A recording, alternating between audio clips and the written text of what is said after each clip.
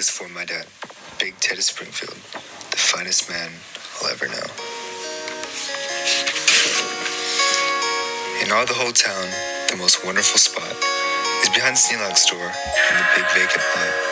It's just the right spot for my wonderful plans.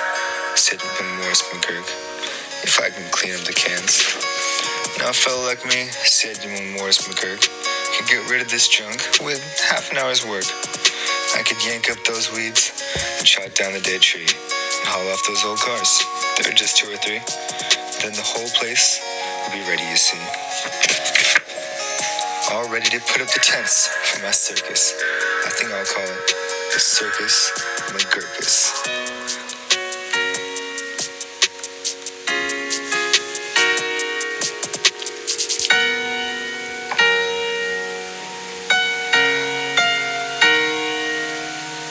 The Circus McGurkus, the world's greatest show on the face of the earth, or wherever you go.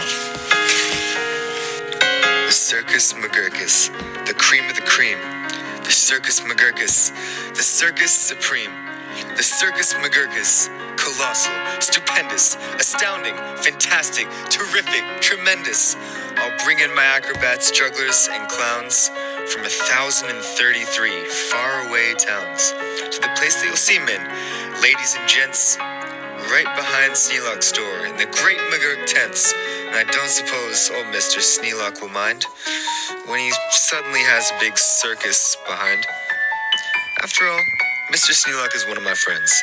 He might even help out doing small odds and ends, doing little jobs he could be of smade, such as selling balloons and the pink lemonade. I think 500 gallons will be about right, and then I'll be ready for opening night. What an opening night, what a night, what a sight.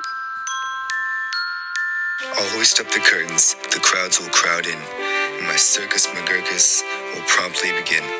With a welcoming toot on my welcoming horn, by my horn-tooting apes from the jungles of Jorn, where the very best horn-tooting apes are all born, because the very fresh air there is fine for their lungs, and some of those fellows have 2 or 3 tongues. This way, step right in. This way, ladies and gents, my sideshow starts here, in the first of my tents. When you see what goes on, you'll say no other circus is half the great circus the Circus McGurkus is. Here, on stage 1, from the ocean of Ulf, is the sight most amazing, a walrus named Rolf, who can stand on 1 whisker, this wonderful Rolf, on top of 5 balls, 2 for tennis, 3 golf. It's a marvelous trick, if I say so myself. And on stage 2, here's something quite new. From a country called From, here comes this drum-tummied snum, who can drum any tune that you might care to hum. Doesn't hurt him a bit, 'cause his drum tummy's numb. And now you'll meet the Foon, the remarkable Foon, who eats sizzling hot pebbles that fall off the moon.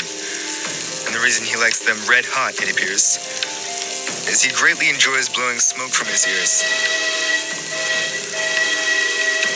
Of course, pebbles like this are quite hard to collect, but Sneelog will manage somehow, I expect. After all, Sneelog is one of my friends. I'm sure he'll help out doing small odds and ends. And on stage number 4, see the wily Waloo, who can throw his long tail as a sort of lasso.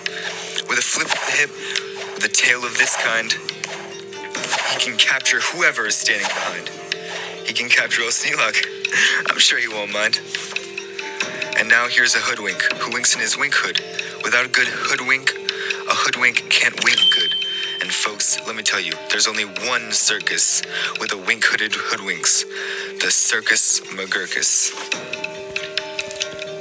The show of all shows. There's no other showman who shows you a show with a blindfolded bowman. The world's sharpest sharpshooter. Look at him shoot. Through the holes in 4 donuts. 2 hairs on a worm. And the knees of 3 birds without making them squirm. And then on through a crab apple, up on the head of Sneelog, who likes to help out, as I've said.